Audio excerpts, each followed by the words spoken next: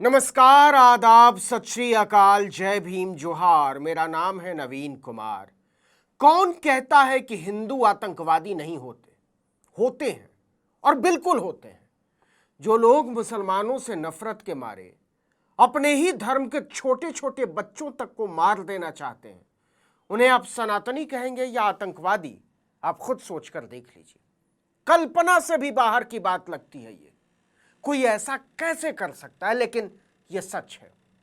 वो लोग कितने खूंखार हिंदू होंगे, अंदाजा लगा लीजिए। भेद खुला तो पुलिस की भी सांस अटक गई। कर्नाटक में एक स्कूल के प्रिंसिपल को हटाने के लिए सनातन का झंडा लहराने वाले आतंकवादियों ने स्कूल के वाटर टैंक में ही जहर मिला दिया। क्यों? क्योंकि स्कूल के प्रिंसिपल मुसलमान हैं। पुलिस पहले तो इसे गंदे पानी से फैली बीमारी का मामला मानकर चल रही थी, लेकिन जब उसने तफसील से जांच शुरू की तो उसके पैरों तले की जमीन खिसक गई, क्योंकि श्रीराम सेना के सनातनी आतंकवादियों ने पीने के पानी में जहर मिलाकर सैकड़ों बच्चों की हत्या की साजिश रची थी।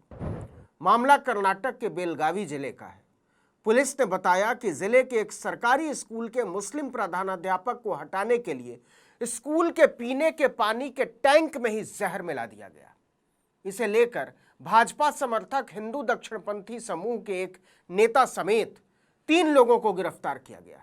इसका पता तब चला जब बेलगावी के हुल्लीकट्टी गांव स्थित कन्नड़ माध्यम के एक सरकारी स्कूल में कम से कम 11 छात्र 20 जुलाई को बीमार पड़ गए।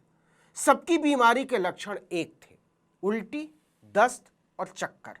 छात्र एक एक करके बेहोश हो रहे थे। सबको अस्पताल में भर्ती कराया गया। कुछ शक होने पर डॉक्टरों ने पुलिस को सूचना दी। पुलिस आई तो सही, लेकिन उसने ज्यादा ध्यान नहीं दिया, क्योंकि मामला पहली नजर में फूड पॉइजनिंग का लग रहा था। लेकिन जब उसने पूछताछ शुरू की तो भेद खुलता चला गया।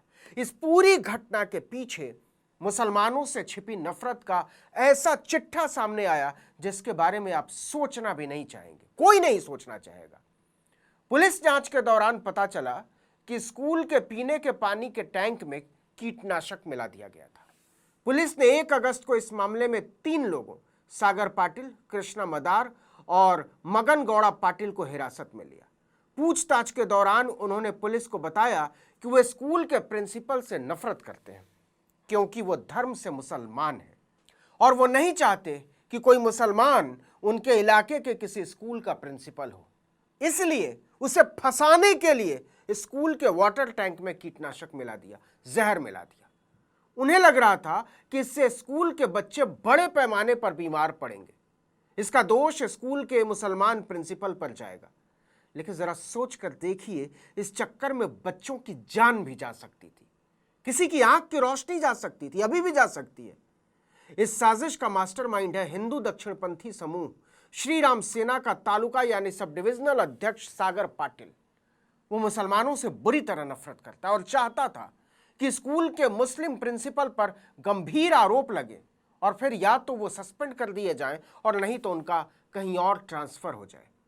इस योजना को अंजाम देने के लिए उसने मदार नाम के एक और कट्टरपंथी को अपने साथ जोड़ा।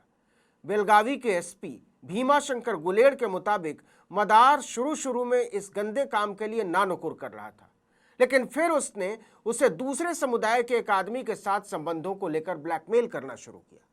एसपी गुलेड़ ने कहा कि योजना को अंजाम देने के लिए आरोपियों ने उसी स्कूल में पढ़ने वाले सागर पाटिल के एक रिश्तेदार छात्र को भी शामिल किया। तीनों ने उसे लालच दिया कि अगर तुमने स्कूल की पानी की टंकी में बस एक बोतल शीतल पेय मिला दिया तो हम तुम्हें 500 रुपए नकद और खाने पीने की चीजें देंगे। इसके बाद तीनों ने कथित तौर पर 18 जुलाई को मुनवल्ली गांव की एक दुकान से कीटनाशक खरीदा। एसपी ने कहा छात्र कीटनाशक पदार्थ की पहचान न कर सके, इसलिए आरोपियों ने उसे प्लास्टिक की शीतल पेय की बोतल में डाल दिया। इसके बाद तीनों दूर से देखने लगे कि छात्र उनका काम कर रहा है या नहीं। छात्र ने पैसे के लालच में कहिए या डर के मारे शीतल पेय की बोतल में बंद जहर को पानी की टंकी में मिला दिया। टंकी के पानी में मिलाने के बाद लड़के ने बोतल को पास में ही फेंक दिया। पुलिस ने उस बोतल को भी कब्जे में ले लिया। एसपी ने कहा कि यह बोतल इस केस में एक महत्वपूर्ण सबूत है, जिससे हमें इस विभत्स अपराध का पर्दाफाश करने में मदद मिली। बॉटल की जांच से पता चल गया कि उसमें कीटनाशक भरा गया था। यह कीटनाशक पानी में मिलाए गए कीटनाशक से, जहर से बिल्कुल मेल खाता है। पुलिस ने उस दुकानदार का भी पता लगा लिया जिससे वो जहर खरीदा गया था। एसपी गुलेड़ ने बताया कि दुकानदार के बयान के आधार पर ही तीनों आरोपियों को हिरासत में लिया गया। पूछताछ के दौरान पहले तो वो इनकार करते रहे, इनकार ही नहीं करते रहे, पुलिस को धमकाते भी रहे कि हिंदुओं को सताने का अंजाम अच्छा नहीं होगा। लेकिन जब हमने उनके सामने घटना का पूरा ब्यौरा सामने रख दिया कि तुम लोगों ने पानी में जहर मिलाकर बच्चों की हत्या की साजिश रची है, तो उन्होंने साजिश कबूल कर ली। इसके बाद तीनों को गिरफ्तार कर लिया गया। आरोपियों पर भारतीय न्याय संहिता यानी बीएनएस की धारा 123 यानी जहर देकर नुकसान पहुंचाने के तहत मामला दर्ज किया गया। जरा सोच कर देखिए कि इस समाज को मौजूदा राजनीति ने एक खास धर्म के लोगों के खिलाफ कितना जहरीला बना दिया है। एक पढ़ने पढ़ाने वाला मुसलमान तक इस आतंकी जमात को मंजूर नहीं है। उन्हें परेशान करने के लिए लोग किसी भी नीचता तक उतरने को तैयार हैं। हम ऐसे ही माहौल में जी रहे हैं। कर्नाटक के मुख्यमंत्री सिद्धारमैया ने इस घटना की निंदा की और इसे सांप्रदायिक घृणा से प्रेरित एक जघन्य कृत्य बताया। उन्होंने ट्विटर पर कन्नड़ भाषा में लिखा कि यह घटना इस बात का प्रमाण है कि धार्मिक कट्टरवाद और सांप्रदायिक घृणा जघन्य कृत्यों को जन्म दे सकती है और यह घटना मासूम बच्चों के नरसंहार को अंजाम दे सकती थी। सोच कर देखिए तो ऐसी नफरत को बढ़ावा किसने दिया है? आपकी समझ में आएगा कि खुद प्रधानमंत्री नरेंद्र मोदी नफरत की इस राजनीति का नेतृत्व कर रहे हैं, जब वो चुनाव में सरेआम झूठ बोलते हैं कि मुसलमान आपको कहीं का नहीं छोड़ेंगे, आपका मंगलसूत्र तक नहीं बचने देंगे। एक प्रधानमंत्री सरेआम मुसलमानों को घुसपैठिया बताता है। उन्होंने कांग्रेस का नाम लेकर कहा था कि देश के संसाधनों पर पहला अधिकार मुसलमानों का है। वो आपकी सारी संपत्ति इकट्ठा करेंगे और इसे उन लोगों में बांट देंगे जिनके ज्यादा बच्चे हैं, घुसपैठियों को, कि आपकी मेहनत की कमाई घुसपैठियों को दी जानी चाहिए। ये कांग्रेस का मैनिफेस्टो कह रहा है कि वो माताओं बहनों का सोने का हिसाब करेंगे, उसकी जड़ती करेंगे, जानकारी लेंगे और फिर उस संपत्ति को बांट देंगे और उनको बांटेंगे जिनको मनमोहन सिंह जी की सरकार ने कहा था कि संपत्ति पर पहला अधिकार मुसलमानों का है। वहीं योगी आदित्यनाथ कहते हैं कि हमने फैसला किया है अगर वो एक हिंदू लड़की का धर्म परिवर्तन करवाते हैं तो हम 100 मुस्लिम लड़कियों का धर्म परिवर्तन करवाएंगे। असम के मुख्यमंत्री हिमंता बिस्वा शर्मा कहते हैं कि देश के हर कोने में जहां बाबर बसे हैं उन्हें ढूंढ ढूंढ कर लात मारकर देश से भगाया जाएगा।